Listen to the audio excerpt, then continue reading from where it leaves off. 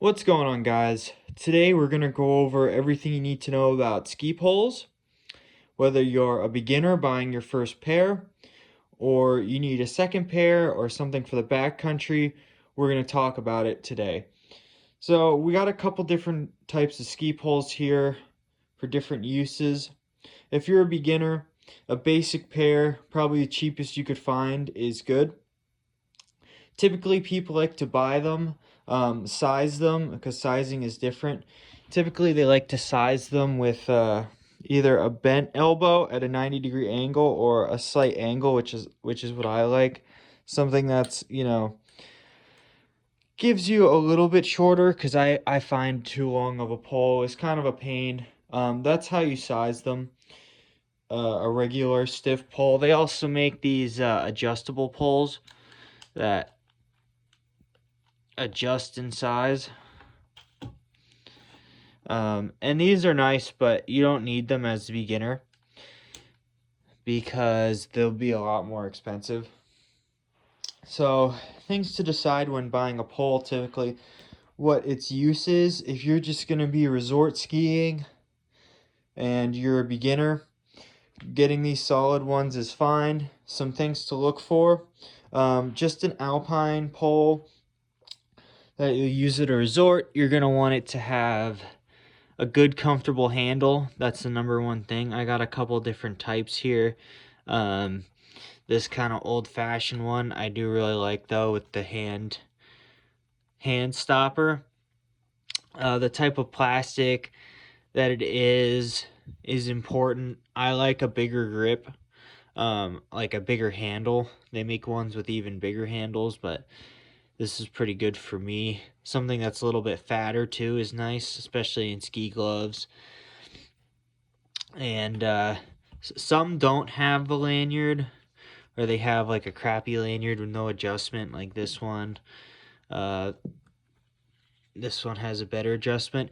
It's personal preference. I usually don't use the lanyard unless I'm skiing something steep where if I were to drop it, it would be gone. That's the only time I really use it, because the danger is if you were to get it hooked on something, it'll pull on your arm and it could potentially hurt you. So I leave them on there. You can take them off, but typically I only use them for a rare occasion, and we'll get into that. So into getting hung up on things. So there's different materials you can get. Personally, a nice light aluminum pole is the best. They make bamboo. They make them. They might even make carbon. I'm not sure, but it doesn't really matter unless you're maybe backcountry touring, which is what we'll get into next. But first, the tips. So the tips are important because they help keep your pole from going too far into the snow.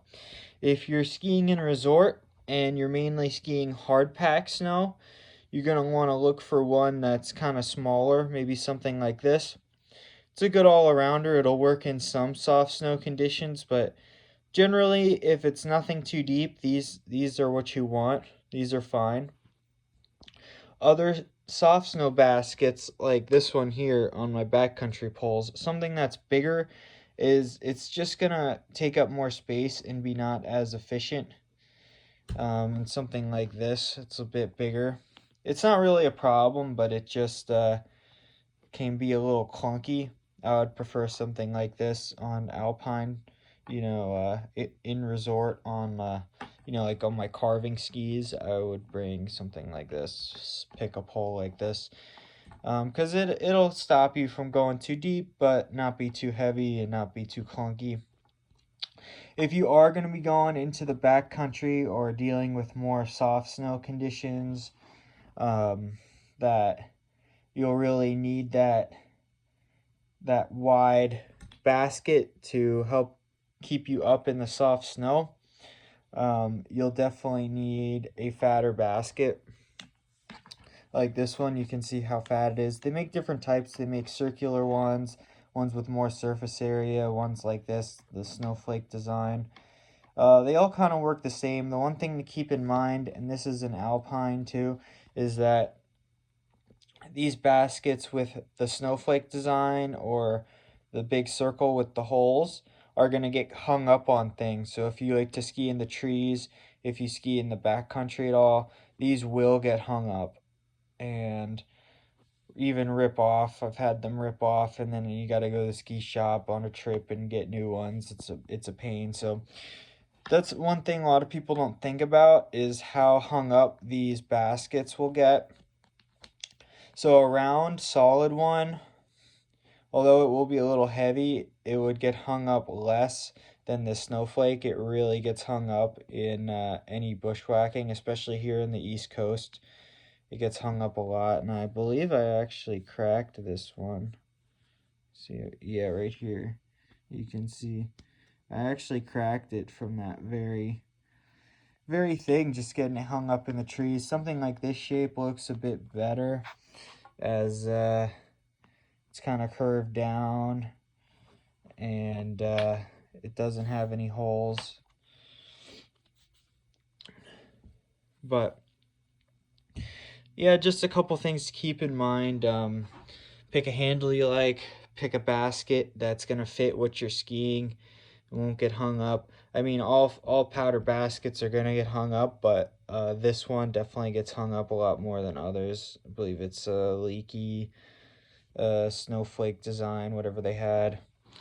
So then we'll talk about the extendable pole. The extendable pole is great all arounder.